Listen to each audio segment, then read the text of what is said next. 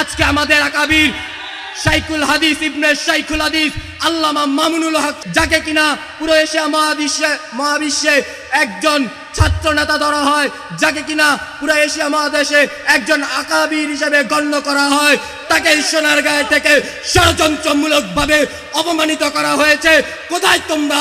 আজ আসো, দেখো সে বীরের বেশে সোনারগাঁও আসতেছে, বীরের বেশে পদার্পণ করতেছে। তোমরা আসো, দেখি তোমরা আবার কত ষড়যন্ত্র করতে পারো। আসসালামু আলাইকুম ওয়া রাহমাতুল্লাহ, নাহমাদুহু ওয়া নুসাল্লি আলা রাসূলিহিল কারীম, আম্মা বাদ।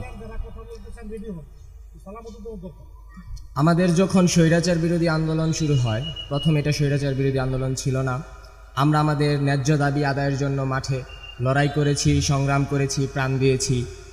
তদ্রূপ যখন স্বৈরাচার সে তার গদি নিয়ে এতটাই ব্যস্ত হয়ে গিয়েছিল যে সে সাধারণ জনতার যেই জন্য সে তার মসনদে বসেছে, সে তার মসনদকে টিকিয়ে রাখার জন্য আপনি আমি আমাদের মতন সাধারণ জনতার কথা একবারও ভাবিনি। যখন আমাদের ন্যায্য অধিকার দাবি আদায় না হয়, তখন আমার আপনার ভাই, ছেলে, সন্তান, ভাতিজা তাদের বুকে গুলি করা হয়, রক্ত জড়ানো হয়। আমরা এই রক্ত ভুলবো? আমাদের রক্ত ভুলে গেলে চলবে না। স্বৈরাচার পতন হয়েছে, স্বৈরাচার পতন হয়েছে। স্বৈরাচারের দোসররা কিন্তু এখনো সোনারগাঁয়ে, এখনো বাংলাদেশ থেকে বিতাড়িত হয়নি। যারা আমাদের রক্ত নিয়ে খেলেছে তাদেরকে আমরা বলে দিতে চাই, এই সোনারগাঁ আমার, আপনার, সবার। এই সোনারগাঁ নিয়ে যদি কেউ ষড়যন্ত্রমূলক কথা বলেন, অবশ্যই ছাত্র জনতা আজও বেঁচে আছে। ছাত্র জনতাকে আপনারা দমন করতে পারেননি, হামলা, মামলা, গুম, খুন দিয়ে দমন করতে পারেননি। বিদায় আপনাদেরকে আবার হুঁশিয়ারি দিতে চাই, আমাদের মুরব্বী আকরামদেরকে নিয়ে, যে তারা সামনে থাকবে, আমরা পিছনে থাকবো। তারা নির্দেশ দিবে, আমরা নির্দেশ পালন করব, কিন্তু সোনারগাঁয়ে কোনো ষড়যন্ত্র করতে দেওয়া হবে না।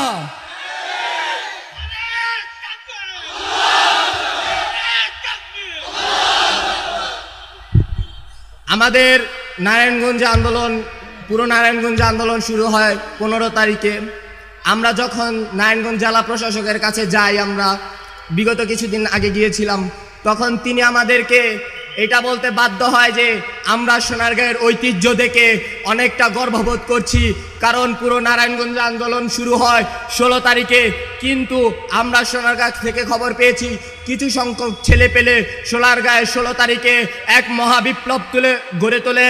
তো আমরা বলতে চাই যে বেশি মানুষ লাগে না, দাম্ভিকতা, সাহসিকতা, অন্যায়ের বিরুদ্ধে রুখে দাঁড়ানোর জন্য কিছু মানুষ হলেই চলে।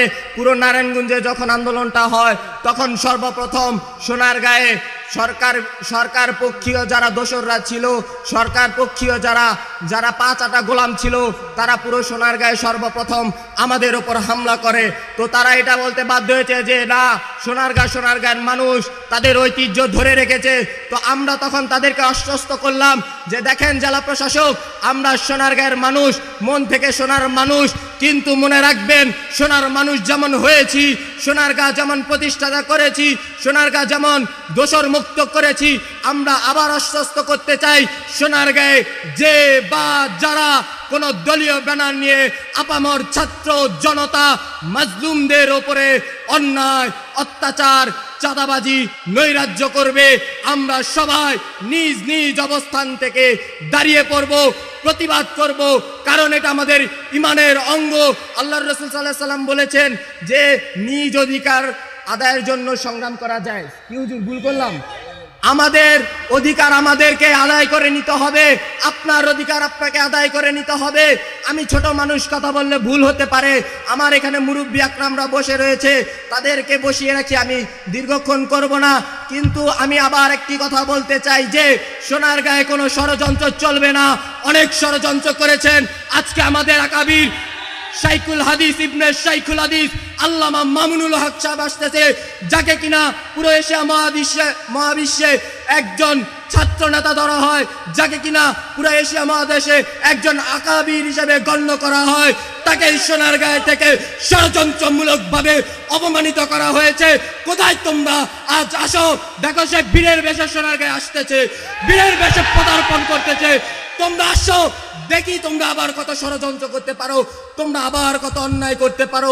সে আসতেছে, সে আসবে, আমরাও তাকে শুভেচ্ছা দিয়ে বরণ করে নেব।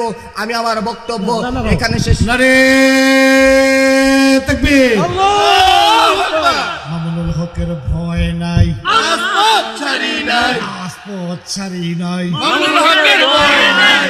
তাকবীর। আল্লাহু আকবার। মামুনুল হক এগিয়ে চলো, আমরা আছি তোমার সাথে।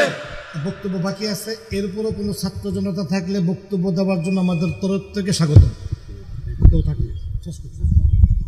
আমি আপনাদেরকে আবারও বলতে চাই, আমি এখানে কোনো বক্তব্য দিতে আসিনি, কিন্তু আমি একজন ছাত্র, আমি একজন ইলমের অধিকারী হিসেবে আপনাদেরকে